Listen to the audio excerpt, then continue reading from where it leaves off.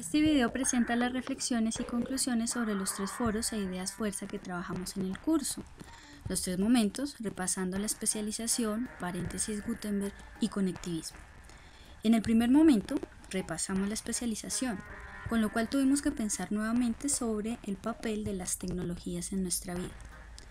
La mayoría las ven como una necesidad ineludible, y a partir de la presentación de Frances Llorens, empezamos a reevaluarlas como una verdad incómoda. Pensar la educación de hoy sin la mediación tecnológica sería imposible, y por eso una idea fuerza que se planteó repetidas veces en el debate es que el tránsito del aula presencial a los entornos virtuales requiere aprender a trabajar en nuevos escenarios, cumplir nuevos roles y adquirir nuevas competencias. Con ayuda del filósofo Llorens, repensamos la necesidad tecnológica en términos de actitudes versus mecanismos.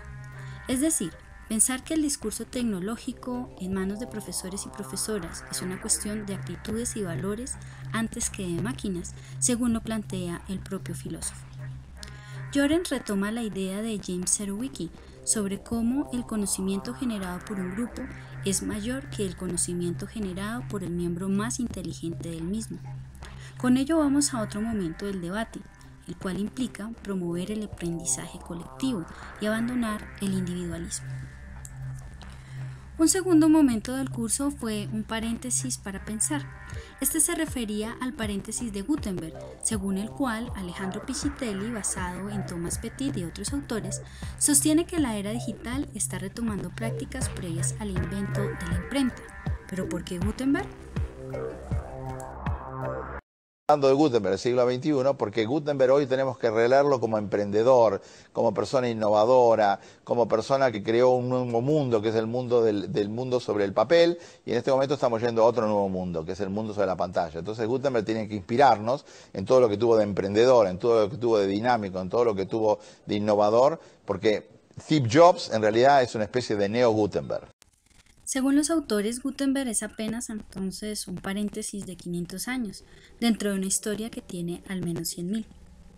Según este planteamiento, la textualidad rompe con la historia del aprendizaje de la humanidad, caracterizado por la oralidad colectiva y tradicional, de aprender compartiendo experiencias, asociando e interpretando la palabra, la imagen y el sonido. Gutenberg, reducido en simple paréntesis.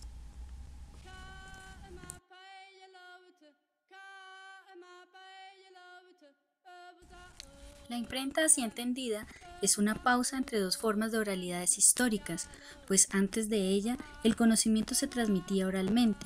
Después de la imprenta viene la segunda oralidad que se está viviendo a partir de Internet.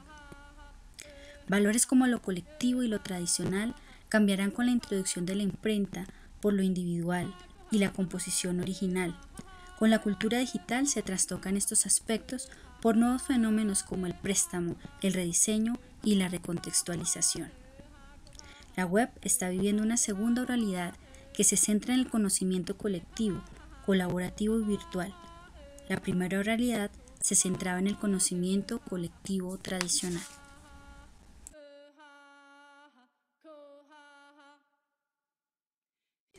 En la actualidad, la práctica oral y escrita se combina aportando al usuario nuevos conocimientos y alfabetizaciones para el manejo de dispositivos que le facilitan interactuar con el mundo.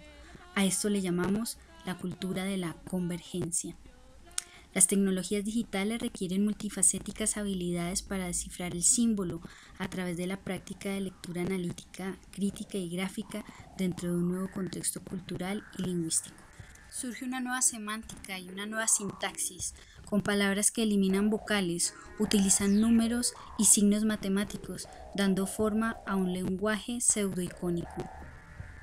En este punto se nos preguntó cómo hubiera sido la evolución de la oralidad de no haber existido el paréntesis de Gutenberg.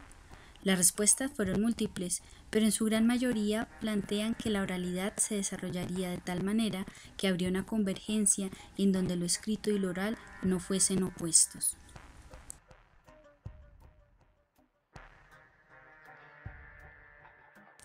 Obviamente el mundo y la cultura serían muy diferentes sin el revolucionario invento de Johann Gutenberg.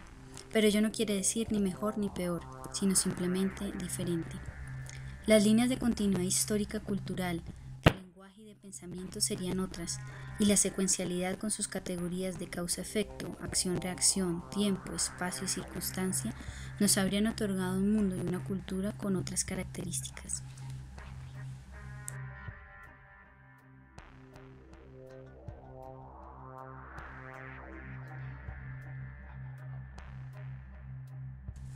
Otras respuestas más concienzudas resaltan el papel de la escritura.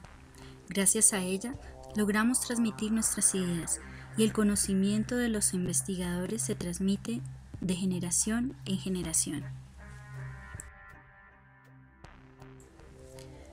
De este punto fuimos al último foro o momento, donde compartimos nuestras apreciaciones alrededor de la lectura Conectivismo, una teoría de aprendizaje para la era digital de George Siemens. Lo primero, escuchar las palabras del propio Siemens.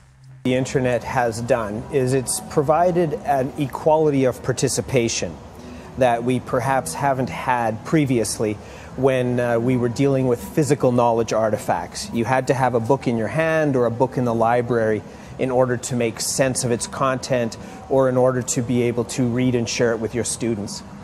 What the network has done, the internet specifically, is it's reduced the barriers to participation. So now with a blog post or with tools on an average laptop, I can create a video, I can log on to free services online, connect with other colleagues and other individuals.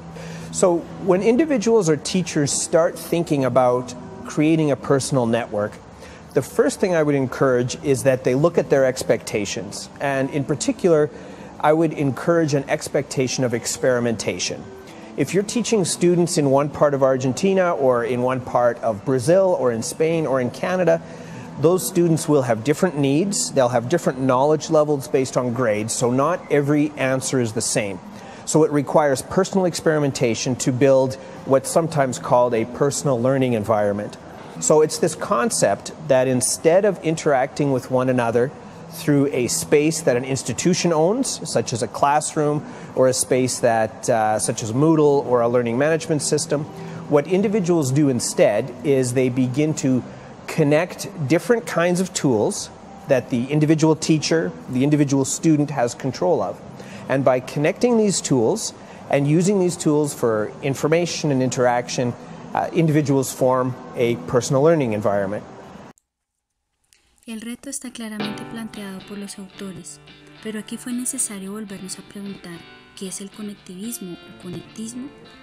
Recordemos que es una teoría del aprendizaje para la era digital. Es la combinación del constructivismo, el cognitivismo y la pedagogía para el nuevo aprendizaje digital en esta era caracterizada por esa digitalización y la globalización. Llamada la teoría del aprendizaje para la era digital, se trata de explicar el aprendizaje complejo en un mundo social, digital y en rápida evolución. En la teoría, el aprendizaje se produce a través de las conexiones dentro de las redes. El modelo utiliza el concepto de una red con nodos y conexiones para definir el aprendizaje. Considero que hasta aquí están claramente conectadas las ideas fuerzas de estos tres interesantes debates. Para concluir, simplemente una recomendación que nos da el propio Alejandro Piscitelli. Por ejemplo, cuando nosotros ahora estamos haciendo educación a distancia, estamos usando los mismos formatos tradicionales, estamos metiendo PDF, estamos metiendo papel, no tenemos todas estas habilidades rápidas que teníamos como chicos y que tenemos de vuelta gracias a Internet, no se ven reflejadas institucionalmente.